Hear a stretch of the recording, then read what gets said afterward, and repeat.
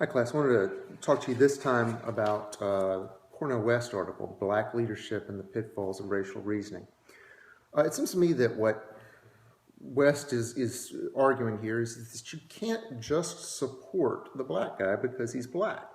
Of course, this is a intramural argument. He's addressing this mostly to the African American community.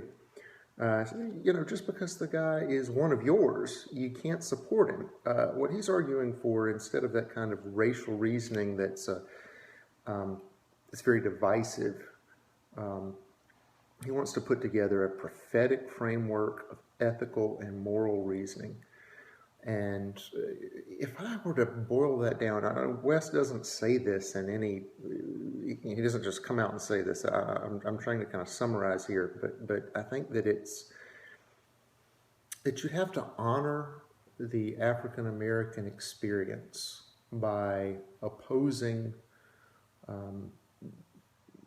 any kind of discrimination and degradation, no matter who the victim is, whether it's women, whether it's gays and lesbians, whether it's any other minority. That's the framework by which we get to decide who is really black. One of the really interesting, and I think it's important to his reasoning because he very carefully points out that both Clarence Thomas and Anita Hill are conservative Republicans.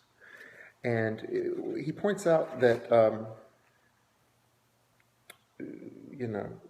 that they are supporters of redistribution of wealth from working people to well-to-do people in the form of aggressive taxation, deregulation policies, cutbacks, slowdowns in public service programs, takebacks at the negotiation table between workers and management, and military buildups at the Pentagon.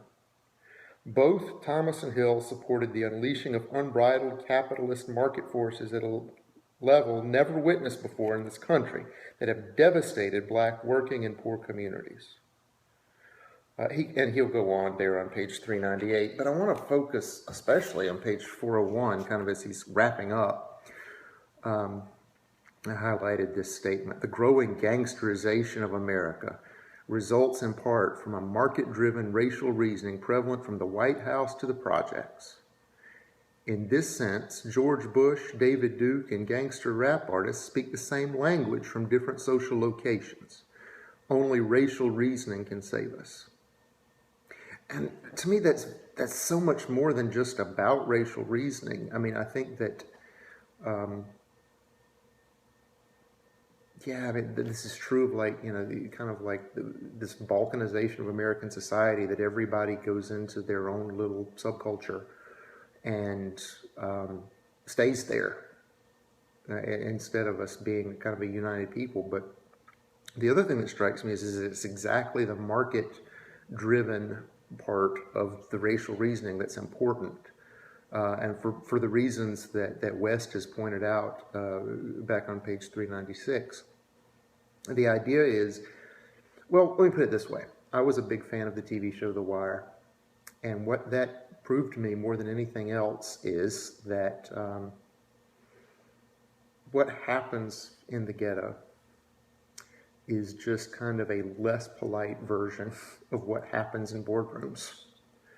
Then you watch these guys who are drug dealers who are giving each other lessons on capitalism, on market forces, and it just makes clear that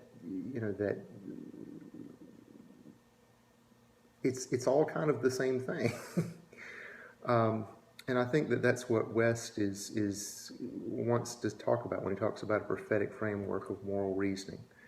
Is it that we all get ours, or is it that everybody has a place at the table? I think this is a question worth asking. Thanks.